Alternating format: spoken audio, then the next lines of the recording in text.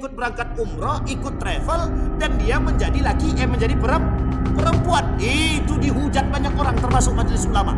Apa kata majelis ulama? Itu sudah kelewatan batas. Terlaknat, itu perbuatan terlaknat.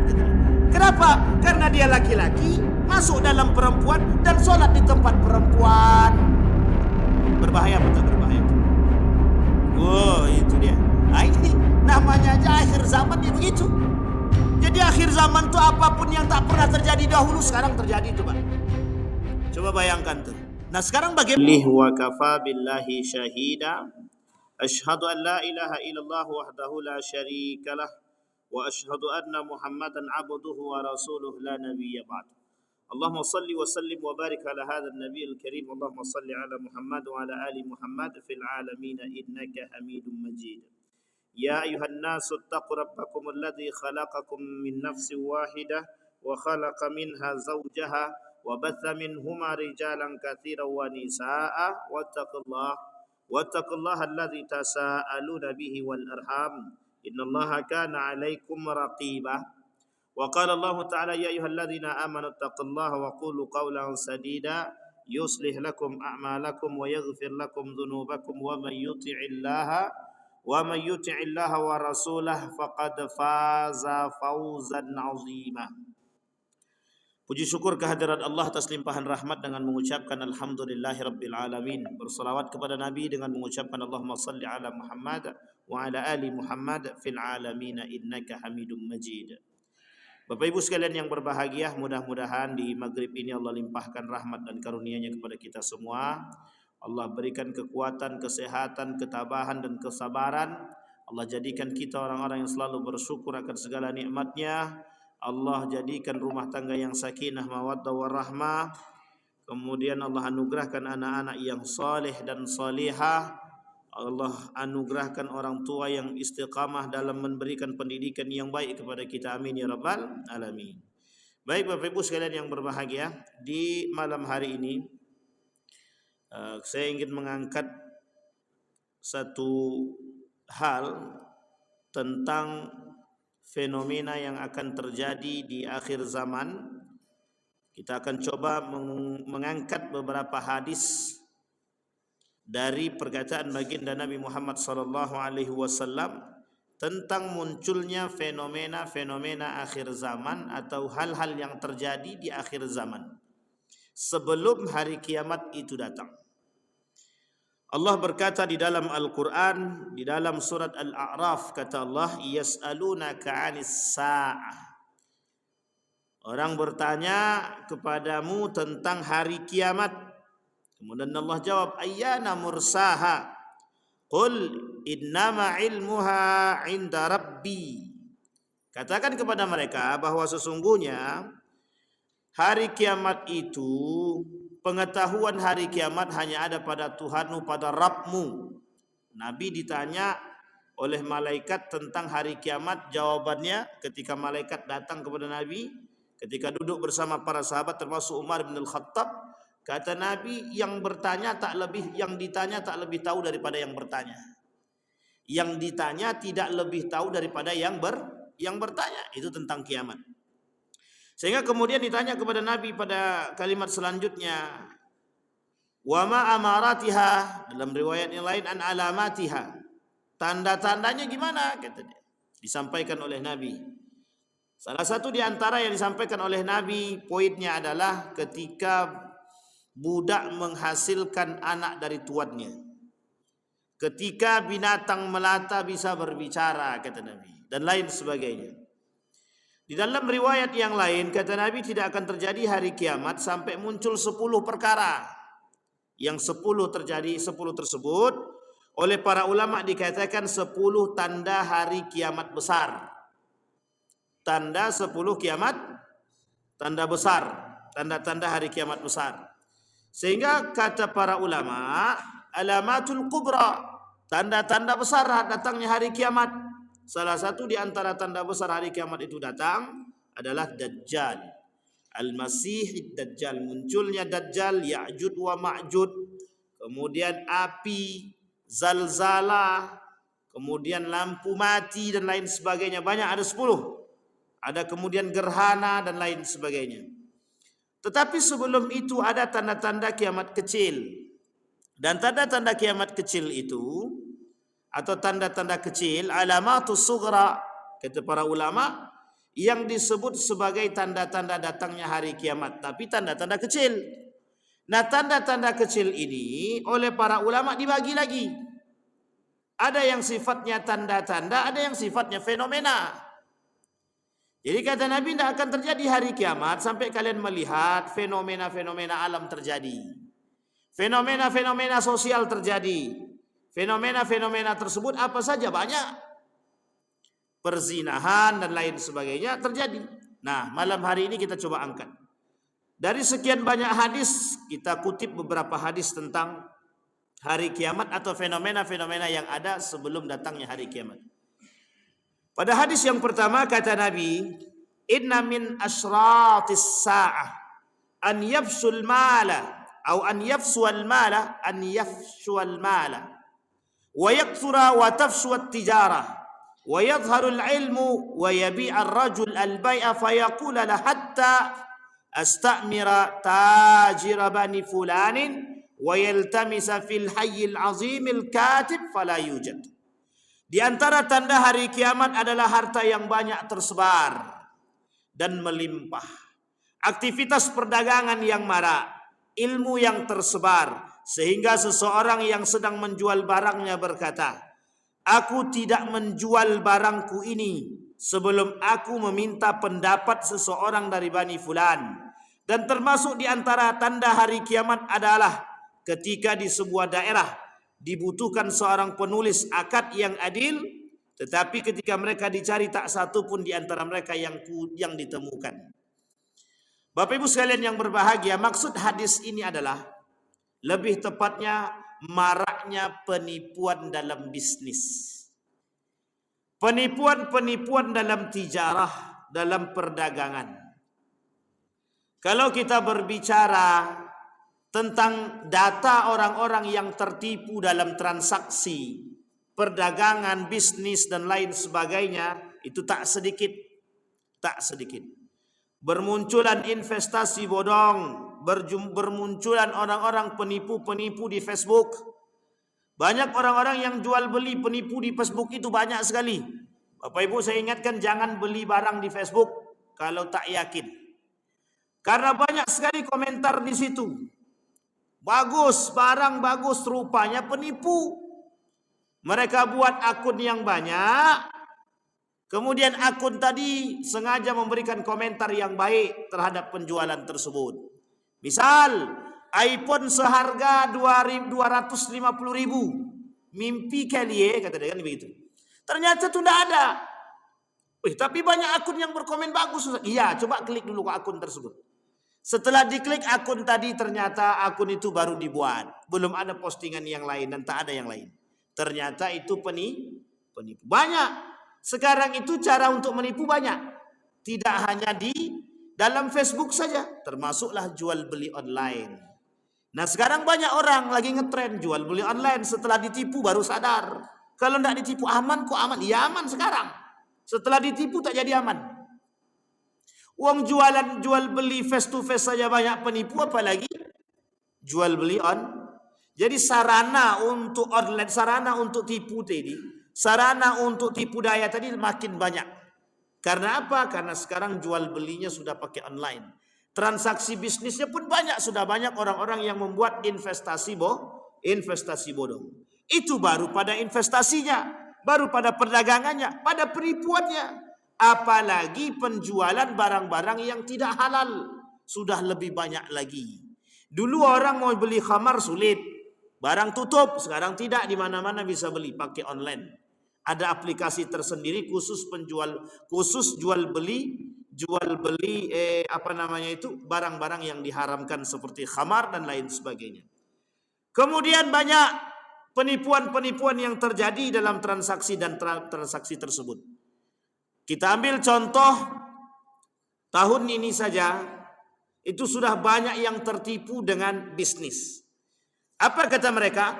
Kami buka lahan kurma. Yang mau investasi pohon kurma silakan.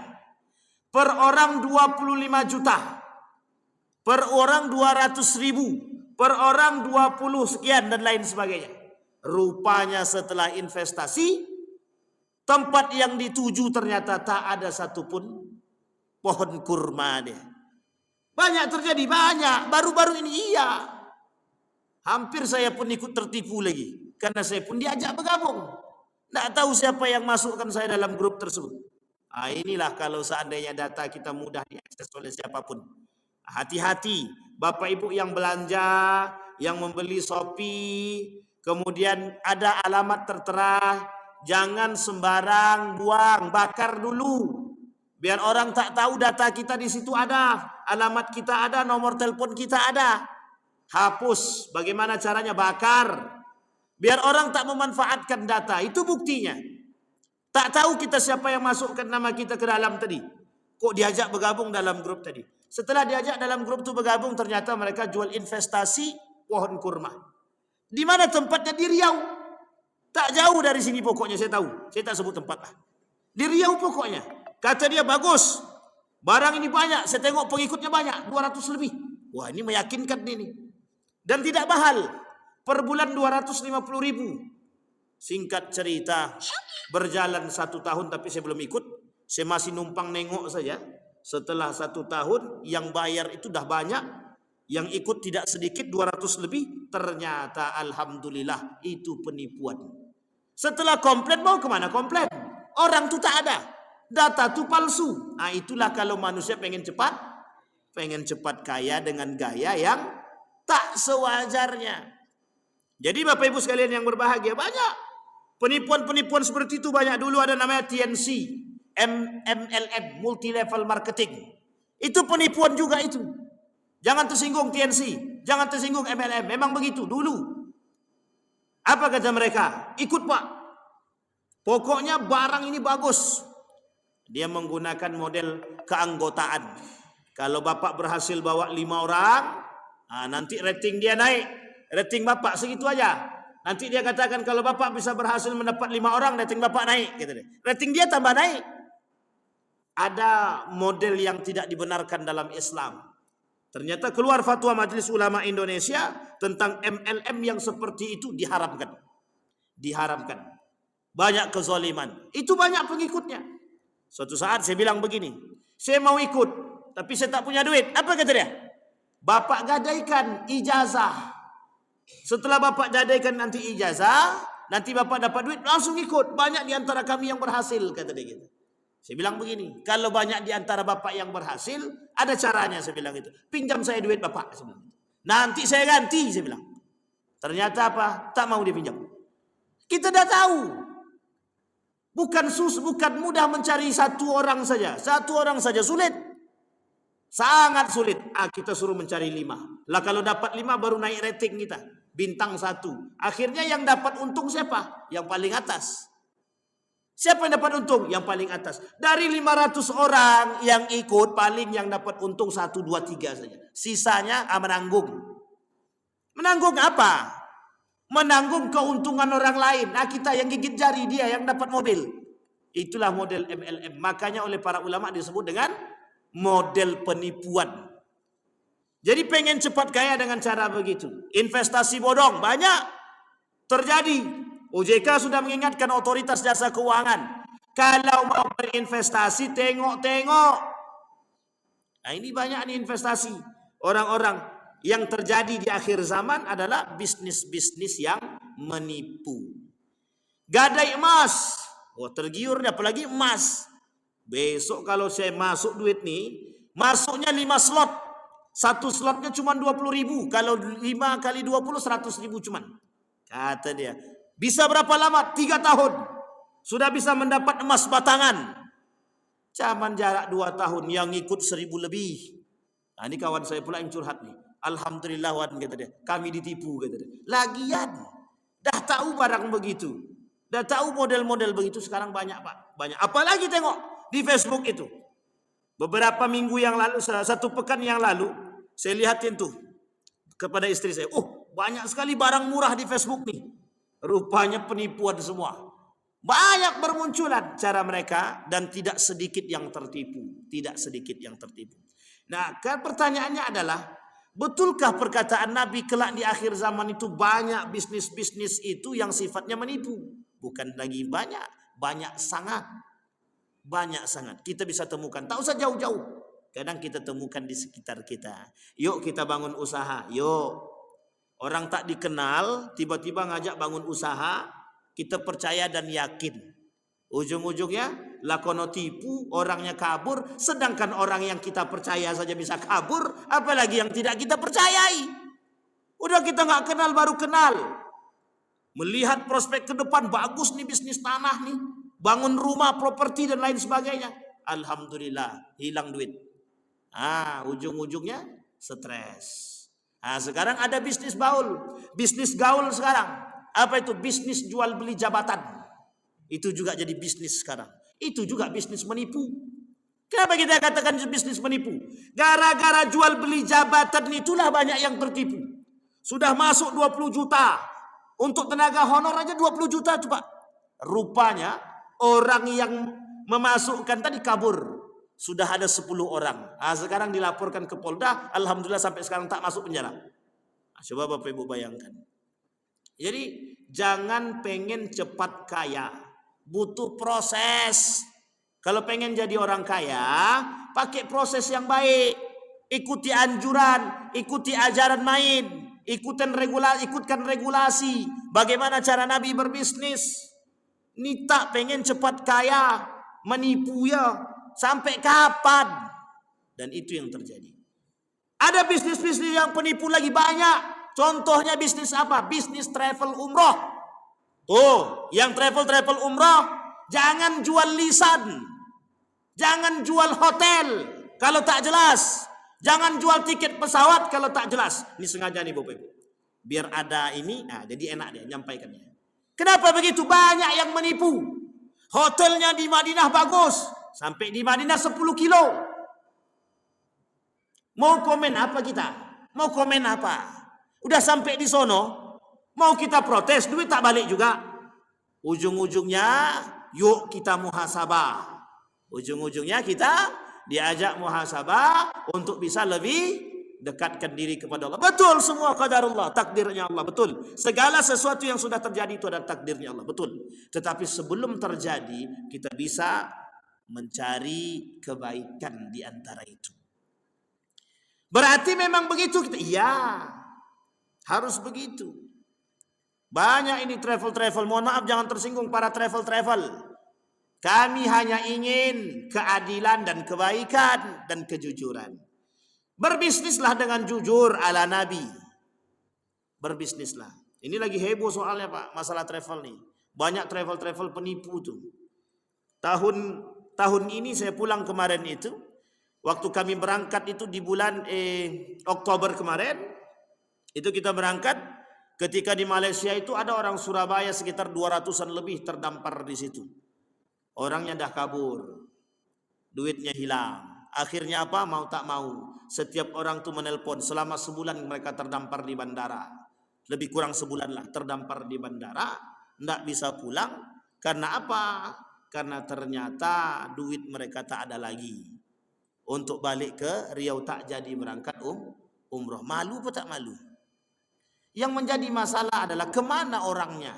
Sehingga kemarin oleh Kementerian Agama ditutuplah sekitar 600 lebih travel. Dicabut surat izinnya oleh Kemenak, dibekukan 600 lebih. Termasuk beberapa travel yang ada di Pekanbaru ini. Bayangkan Bapak Ibu. Itu kenapa? Penipu.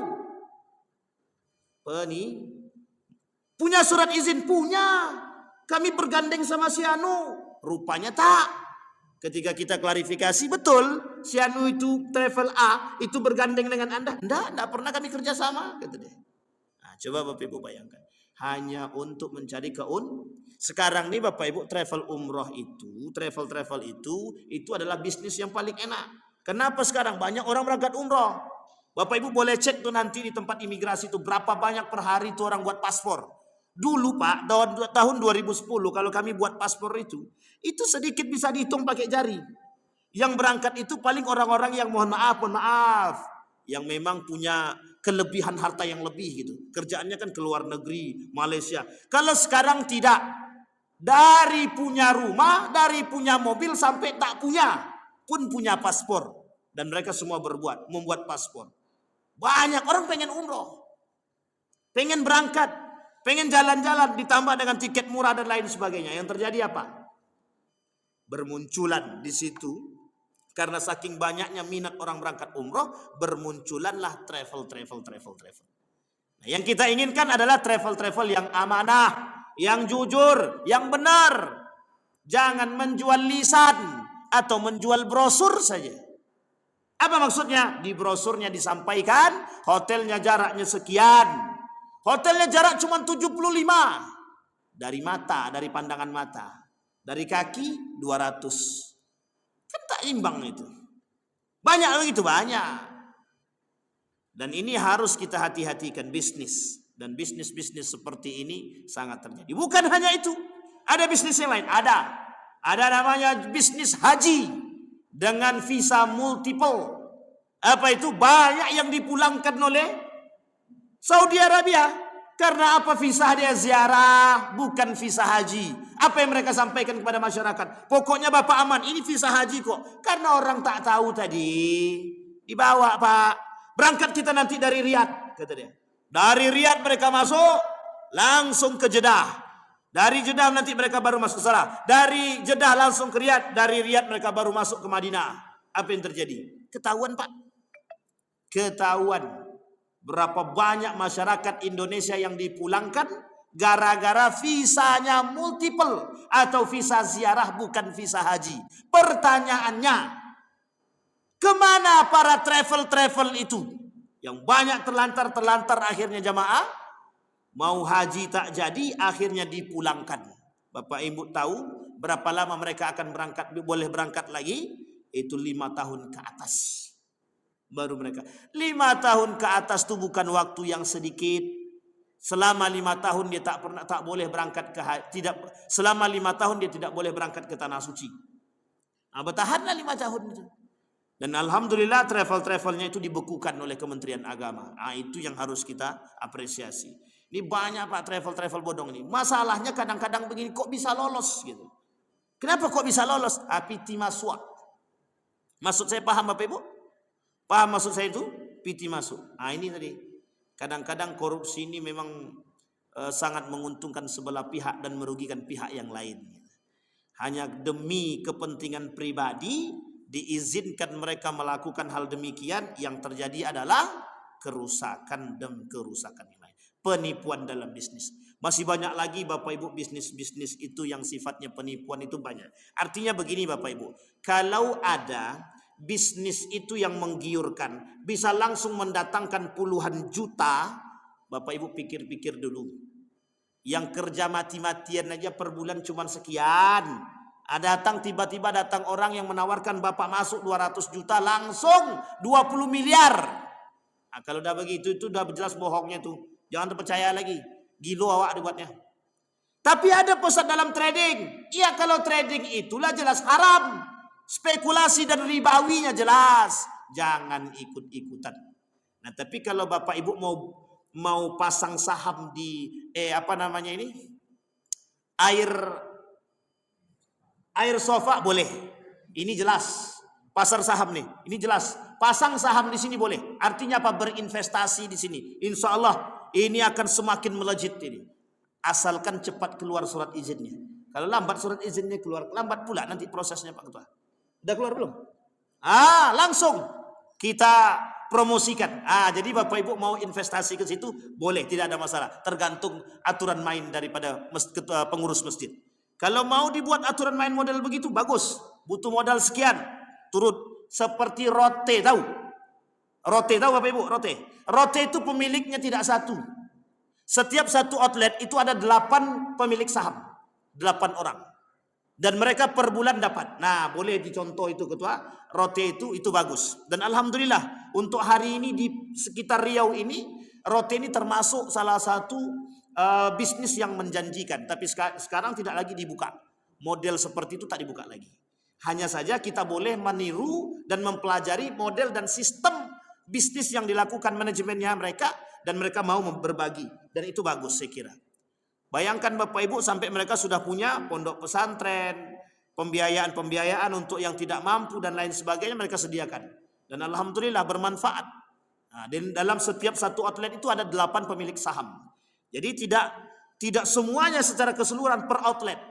Dan ternyata per outlet itu ternyata pendapatannya tidak sedikit, lumayan. Ada salah satu di antara kakak kelas kami yang ikut itu per bulan dia tanam 75 juta. Dia per bulan sampai hari ini, dari dulu berdiri sampai sekarang, outlet tersebut per bulan dia dapat 4 juta. Kalau kita kalikan 2 tahun sudah balik modal. Dan alhamdulillah, dan juga membantu. Dan ternyata memang model manajemennya cukup bagus. Dan itu bisa ditiru. Untuk air apa namanya tadi? Sofi, suci. Sofa, bersih, suci, jernih, dan lain sebagainya. Baik Bapak Ibu sekalian yang berbahagia. Hadis yang kedua. Baru satu nih. Kemudian kata Nabi pada hadis yang kedua, tidak akan terjadi hari kiamat sampai kalian akan melihat maraknya LGBT di dunia. Nah ini tak usah kita sebut lagi. Dah pernah kita sampaikan di sini. Anak SMK saja punya grup WA LGBT. Laki-laki semua isinya di situ. Ada yang mohon maaf Bapak Ibu ya. L itu apa? Lesbi. Tahu Bapak Ibu lesbi itu apa? Ibu tahu enggak lesbi itu apa? Lesbi itu perempuan dengan perempuan. G-nya gay. Gay itu laki-laki dengan, kalau bahasa gaulnya, homo. Kemudian B. Apa B itu? Biseksual. Dua-duanya. Baik laki-laki mau perempuan, sikat. T. Transgender. Transgender tahu Bapak Ibu? Apa itu transgender? Ada yang tahu? Abang-abang ganteng. Apa itu transgender? Mengganti kelamin. Tahu Bapak Ibu mengganti kelamin? Ini lagi viral itu. Siapa perempuan itu? Iza. Ya Allah ya Rabb. Itulah yang abang-abang nih yang lebih tahu nih. Itu Bapak Ibu, ini kasus ini. Bisa masuk ke tanah suci. Hakikat dia laki-laki. Dia ikut salah satu travel berangkat umroh, tapi masuk dia perempuan. Karena memang dia laki-laki mau merubah jadi perempuan. Itu dilaknat oleh Allah tuh, ada jelas dilaknat itu. Kata Allah, sabbahar rijal bin nisa wa sabbahat nisa bir rijal, la'anallah. Allah laknat laki-laki yang menyerupai perempuan dan perempuan yang menyerupai laki-laki gitu deh. Allah laknat. Nah, ini ada Pak. Laki-laki aslinya laki-laki, tapi dia ingin jadi perempuan. Sehingga dia ikut berangkat umroh, ikut travel, dan dia menjadi menjadi perempuan. Itu dihujat banyak orang, termasuk majelis ulama. Apa kata majelis ulama? Itu sudah kelewatan batas. Gitu. Terlaknat itu perbuatan terlaknat. Gitu. Kenapa? Karena dia laki-laki, masuk dalam perempuan, dan sholat di tempat perempuan. Berbahaya apa tak berbahaya itu? Wow, itu dia. Ini namanya aja akhir zaman ya begitu. Jadi akhir zaman itu apapun yang tak pernah terjadi dahulu sekarang terjadi itu Pak. Coba bayangkan tuh. Nah sekarang bagaimana itu kondisi seperti itu? Kita ambil poinnya Bapak Ibu. Seorang yang sudah jelas laki-laki dia dan dia merubah menjadi perempuan itu dah mesti dilaknat oleh Allah. Pertanyaannya kalau dia berangkat umrah dapat pahala apa tidak? Sekalipun umrah itu baik. Jangan langsung cepat-cepat bilang tidak. Kita bukan Tuhan ini. Artinya apa? Perbuatan itu salah. Kenapa? Karena dia sudah laki-laki merubah diri jadi perempuan sudah salah satu. Kemudian dia berangkat umrah dan dia ikut barisan perempuan salah 2. Tambah dia berbaur dengan perempuan, mohon maaf, salah 3 lagi. Banyak kali salahnya itu. Yang keempat dia menipu orang, jadi 4. Bisa pula lewat ya. Itu salut kita. Nah sekarang ada pertanyaan, bagaimana hukumnya umrah bagi laki-laki yang menyerupai perempuan? Astagfirullahalazim. Kita rujuk kepada hukum. Kalau dia punya 2 kelamin, dia boleh milih kelamin itu yang mana? Mana kecenderungan dia? Kalau dia punya 2 kelamin, kecenderungan dia kepada perempuan, dia pilih perempuan. Kalau kecenderungannya kepada laki-laki, dia pilih laki-laki. Ada kejadian? Ada. Anak-anak, ada orang yang lahir dengan 2 kelamin? Ada. Tergantung dia mau pilih yang mana. Kalau seperti itu tidak dipersalahkan dan tidak dipersoalkan dalam agama. Dia dibolehkan untuk memilih. Ini sudah jelas laki-laki kok milih jadi perempuan. Itu yang terlaknat, itu yang di situ. Maka kata Nabi, kelak di akhir zaman akan banyak tuh orang-orang seperti itu. Bapak Ibu tidak usah khawatir. Saya dulu termasuk orang yang pemberantas laki-laki yang menyerupai perempuan. Tahu Bapak Ibu maksud saya? Laki-laki kemayu. Yang jalannya kayak cewek. Tahu? Nah, itu kami berantas dulu di kampus, Pak. Dulu waktu saya di Jogja itu kami di kampus tuh. Saya bersama kawan saya, kami cari itu mana laki-laki yang kemayu. Kami bawa dia fitness. Jalan kayak laki-laki, jalan kayak perempuan gitu. Kadang-kadang jijik pula kita nengoknya, Pak. Tangannya melambai-lambai begitu. La ilaha illallah. Apa bahasanya? Banci ataupun bencong. Banci ataupun bencong. Bapak Ibu sekalian yang berbahagia, coba Bapak Ibu lihat, banyak enggak yang bermunculan orang-orang begitu hari ini? Dan Bapak Ibu sekalian yang berbahagia, kenapa banyak bermunculan orang-orang seperti itu hari ini? Karena mereka diberikan tempat dan ruang, dan dibela, dan dijaga, dan dihormati serta dihargai. Siapa yang menghargai mereka? Siapa yang menghormati mereka? Siapa yang memberikan ruang pada mereka? Kaum liberal.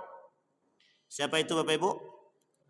Yang kedua siapa lagi? Pejuang hak asasi manusia. Apa kata mereka? Mereka yang lesbi, gay, berhak mendapatkan hak dia. Lah kalau dia mau nikah sesama jenis, biarkan sajalah, itu kan haknya dia. La ilaha illallah. Tak tahu dia kasus Nabi Lut. Mau dihancurkan, mau jadi apa kampung kita nih?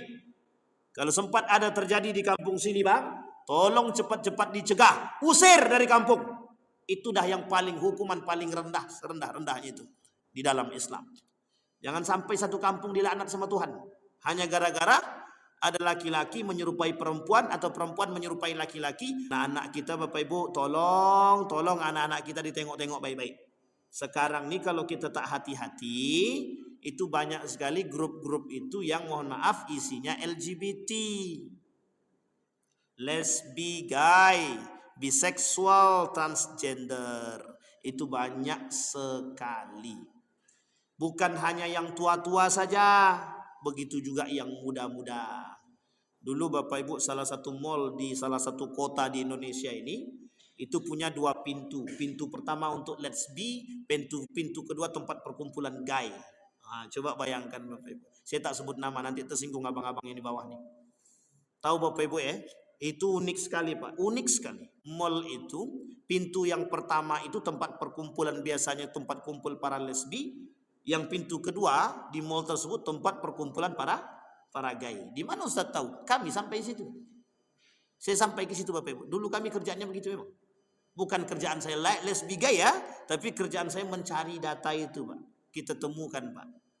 Dan itu mohon maaf ternyata dijaga, diberikan tempat. Bahkan mereka dimotivasi untuk tetap seperti itu. Sesungguhnya Allah sayang sama kalian. Dan ingat pilihan ini adalah pilihan kalian dan hak kalian untuk memilih. Bayangkan Pak, dibantu pula dengan undang-undang hak asasi manusia. Sampai di sini bisa dipahami Bapak Ibu? Baik. Tanda datangnya hari kiamat. Apa salah satu tandanya tadi adalah bermunculannya kaum LGBT.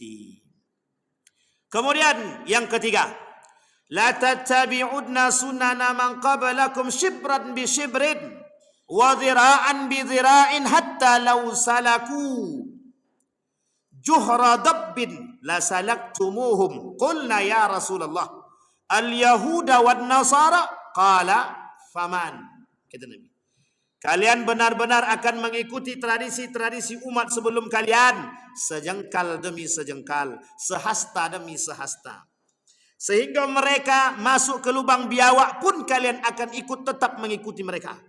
Makan tai pun kalian pun akan ikut makan tai. Siapa mereka? Kata Nabi, kata para sahabat, apakah itu Nasara dan Yahudi? Ya. Kata Nabi, selain dari mereka siapa lagi? Ini Bapak Ibu bentar lagi akan banyak yang mengikuti tradisi agama yang lain, agama Nasrani. Orang beli pohon, kita beli pohon. Orang pakai pakaian itu kita juga pakai. Orang pakai trompet, kita pakai trompet. Itu contohnya seperti itu. Jadi orang-orang seperti itu menjadi tanda-tanda datangnya hari kiamat. Itu banyak. Bapak Ibu tak tahu, tak salahkah? Muslim mengikuti orang-orang kafir itu banyak. Apalagi ada orang Muslim yang jualan pakai kayak gini juga dia. Tahu Bapak Ibu ya? Tahu Bapak Ibu, orang Muslim yang jualan pakai kayak gini. Apa ini namanya nih? Apa bang? Yang gambar itulah. Tuh. Gambar apa namanya itu? Bukan. Kemanjuran, bukan manjur, apa namanya ya? Ya itulah pokoknya. Biar bisa laku jualan dia itu laris segala macam, pakai itu kucing tuh. Muslim kok pakai begitu? Itu tak salah kan tuh. Sampai sini paham ya Ibu ya? Keberuntungan. Bentar lagi akan terjadi, Bapak Ibu akan lihat. Nih Bapak Ibu jaga anak-anak kita, akidah mereka jaga. Biar mereka tidak mengikuti. Bahkan banyak nanti orang-orang yang berkumpul di mana itu? Bundaran kantor gubernur. Mau ngapain coba? Menunggu datangnya tahun. Itulah tanda-tanda kiamat itu. Nanti diundang artis, berjoget-berjoget. La ilaha illallah. Pokoknya kita jangan ikut. Tak usah ikut. Cukup di rumah saja. Kalau kami mau nengok gimana? Tengok tanggal nanti. Tengok jam tuh. Tengok jam 12. Sampai jam 12 tet berbunyi, ada, selesai itu. Bayangkan Pak, menghabiskan berapa banyak duit kita di situ. Jutaan rupiah. Coba dikasih ke makan orang-orang tak mampu. Banyak tak hasil dia. Bahagia enggak mereka? Tapi kita menghabiskan sesuatu untuk yang sia-sia. Ini tidak sia-sia. Dalam rangka untuk refleksi dan bahagia. Apanya yang bahagia? Itu jelas mubazir dan tabzir. Masih banyak orang tak mampu. Orang tak mampu datang meminta, kalian usir. Bencana tak datang, kalian panggil. Panggil wanita-wanita tak berbusana. Apa kata Nabi dalam riwayat yang lain? Tidak akan terjadi hari kiamat sampai muncul biduan-biduan dan alat musik yang dimainkan. Ini dah kita bahas berkali-kali barang. Akan muncul biduan-biduan. Ingat bang, kalau ada nanti orang-orang yang mengadakan acara, kemudian mengundang biduan, tembak di tempat. Kami Muslim, kalau mau bernyanyi pakai jubah, pakai gamis, tak mau dia. Apalagi dah begitu tuh mesti ada gandengannya dan ada kawatnya. Apa kawatnya? Khamar. Jelas tuh. Kalau tidak narkoba. Sampai di sini paham Bapak Ibu? Jadi Bapak Ibu ini mengingatkan pada kita. Kapan terjadinya itu orang-orang yang sudah banyak mengikuti perbuatan-perbuatan seperti itu? Bukan banyak lagi, sudah banyak. Loyalitas umat Muslim kepada kafir hari ini tidak lagi kita ragukan.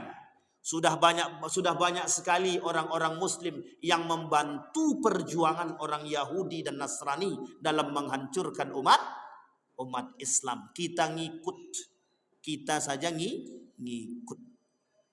Bapak Ibu tolong diperhatikan baik-baik. Nah Bapak Ibu sekalian yang berbahagia, kata Nabi, nanti akan muncul kelompok-kelompok orang-orang yang mengikuti perbuatan tradisi-tradisi jahiliyah, sedikit demi sedikit, sejengkal demi sejengkal, sehasta demi sehasta, hingga mereka masuk ke lubang biawak pun kalian akan tetap mengikuti mereka. Kami para sahabat bertanya, apakah mereka itu orang Yahudi dan Nasrani? Kata Nabi, siapa lagi kalau bukan mereka? Artinya apa? Yang diikuti oleh umat Muslim ketika itu adalah tradisi-tradisi jahiliyah, baik dari Yahudi maupun Nasrani. Apa contohnya? Banyak contohnya. Orang-orang westernisasi, tahu westernisasi? Ke barat-baratan, ngikuti budaya barat. Sekarang udah banyak yang ikut budaya barat. Orang barat sekarang sudah malu pakai celana pendek. Orang kita masih bangga pakai celana pendek. Itu khusus perempuan ya. Bupati buka paha tinggi-tinggi. Tahu maksud saya Bapak Ibu? Pakai celana sampai di atas. Mohon maaf betul. Dan mereka bangga mempertontonkan itu kepada khalayak ramai. Sekarang ini apa? Sekarang ni apa yang tidak bisa kita tengok di dalam baik YouTube, Facebook dan lain sebagainya muncul semua. Mohon maaf, syaitan itu muncul semua. Kalau yang tak kuat iman goyang itu. Makanya Bapak Ibu tolong jaga betul tuh anak-anak kita dari kerusakan gadget tadi itu. Westernisasi. Kenapa saya katakan westernisasi? Kita ini sudah diganggu oleh budaya barat sudah sekian lama, Pak. Semenjak runtuhnya Turki Utsmani sampai hari ini. Itu budaya barat merajalela itu di tempat kita itu. Pakaian tank top. Mohon maaf Pak, pakai tank top tuh kayak bahasa kita nih pakai singlet aja Pak. Pakai singlet doang. Itu pun bangga. Besok enggak begitu lagi Pak. Pakai kutang sama pakai kolor saja mereka besok. Dan itu bangga. Bukan malu.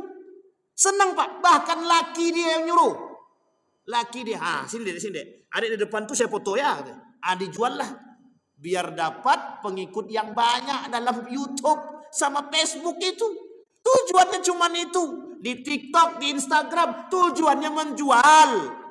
Jadi aurat istri dia dijual, dapat dia pengikut yang banyak. Dapat duitlah dari situ.